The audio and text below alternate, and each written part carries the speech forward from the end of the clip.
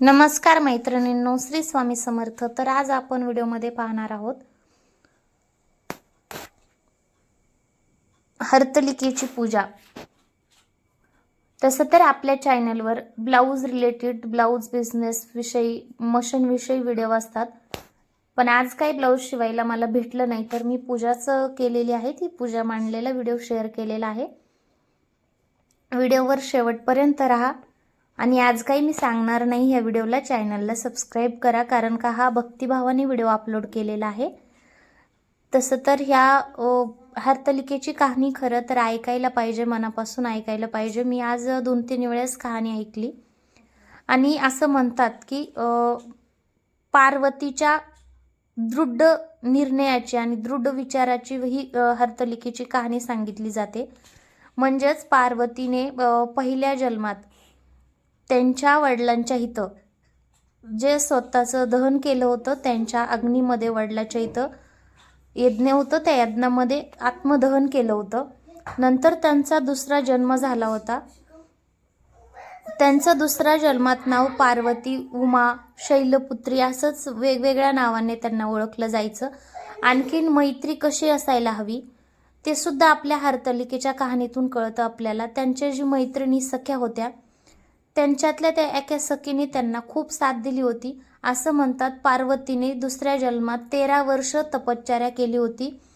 म्हणजे 13व्या वर्षी तपश्चर्या चालू असताना नारद मुनींनी त्यांच्या वडिलांना येऊन सांगितलं होतं की तो म्हणजे विष्णू देवांचं लग्नासाठी स्थळ आलेलं आहे।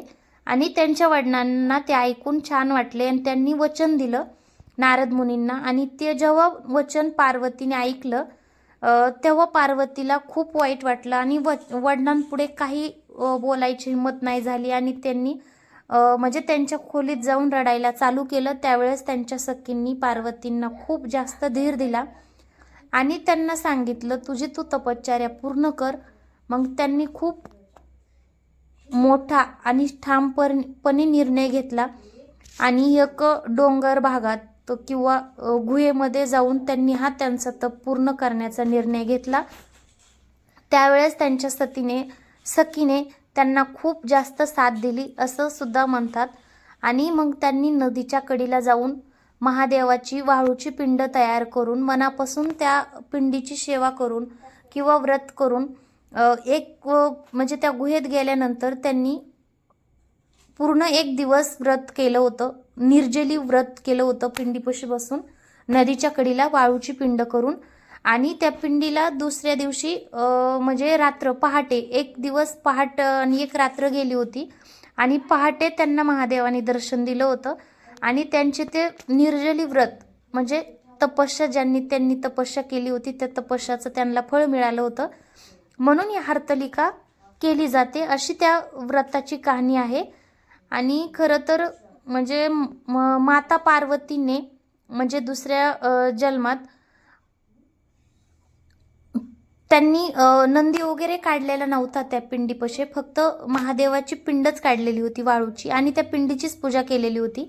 म्हणून फक्त वाळूची पिंड काढून त्या पिंडीची पूजा करतात आणि त्या तेव्हापासूनच म्हणजे आपल्या मनासारखा साथीदार मिळावा म्हणून कन्याकुमारिका आणि सौभाग्य स्त्रिया सुद्धा हे व्रत हरतालिका व्रत मनापासून करतात। अशी व्रताची कहाणी आहे जी मी पहिल्यापासून ऐकली आहे।